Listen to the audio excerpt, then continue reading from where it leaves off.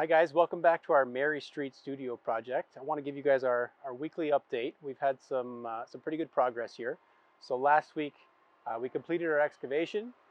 We also had our hydrovac team from Badger Daylighting come in and excavate our trench.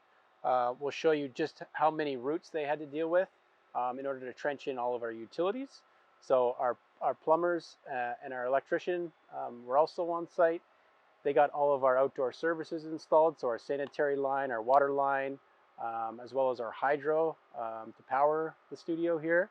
We also prepped our base for our concrete slab. So we've got some gravel installed, and just this morning we had our team from Techno Metal Post install 9 helical piles. These are the big screw piles that you see behind me here. That's actually what's going to be supporting our foundation. So up next, we'll be preparing our base a little bit further.